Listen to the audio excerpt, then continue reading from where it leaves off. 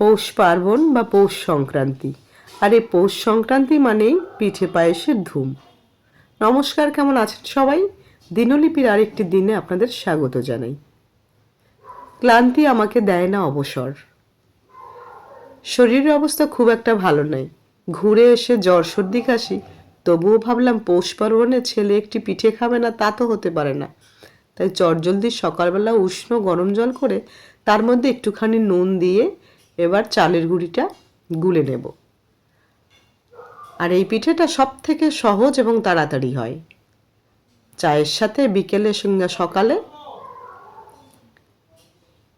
টিফিনও হয়ে গেল, পেটও ভরে গেল এবং খুবই স্বাস্থ্যকর।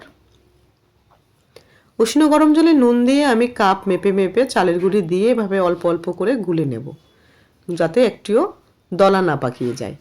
তাই ভালো করে নেড়ে নেড়ে এভাবে গুলে নেব। একটু বেশি সময় ভিজিয়ে রাখলে পিঠেটা ফুলতো বটে, কিন্তু ভেজানোর আর সময় নেই, চা খাওয়ারও সময় হয়ে গেছে। তাই ভাবলাম চা ফুটতে ফুটতে পিঠেটাও করে ফেলি। ঘনত্বটা ঠিক এভাবে এরকম করে রাখতে হবে। এই দেখুন, এভাবে। এটা আপনি মাটির সাজেও করতে পারেন, কিংবা কড়াইতে, কিংবা ননস্টিকের সাজে। নুনটা একটু দেখে নেব। দেখলাম একটু পরিমাণটা কম রয়েছে, তাই ভাবলাম আর একটু নুন দিয়ে নিই। পৌষ সংক্রান্ত বিভিন্ন রকমের পিঠের ভিডিও আমার চ্যানেলে গত বছর থেকে দেওয়া রয়েছে। একটুখানি তেল আমি গরম করে নেব। গরম করার কারণ হচ্ছে পিঠেতে তাহলে কাঁচা তেলের গন্ধ আসবে না। এটা যদিও এমনিই উঠে যাবে তাড়াতাড়ি, তবুও ভাবলাম একটু তেল দিলে তাড়াতাড়ি হয়ে যাবে। এটি ননস্টিকের একটি প্যান। এটি 3-4 বছর হলো আমি কিনেছি।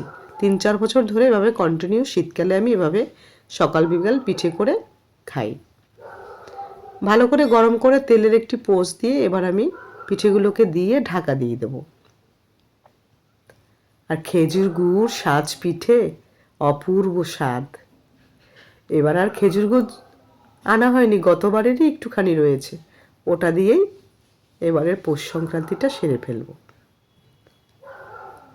এবছর ঠান্ডা কম পড়েছে বটে, তবুও পিঠে পায়েস তো খাওয়া বন্ধ নেই।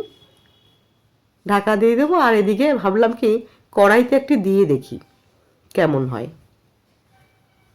এবার যেহেতু আমি বাড়ি ছিলাম না, তাই মাটির সাজ সরা কোনোটাই কেনা হয়নি।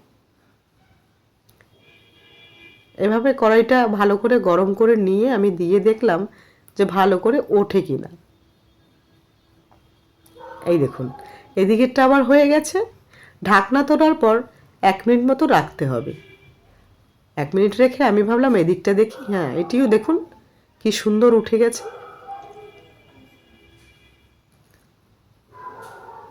এই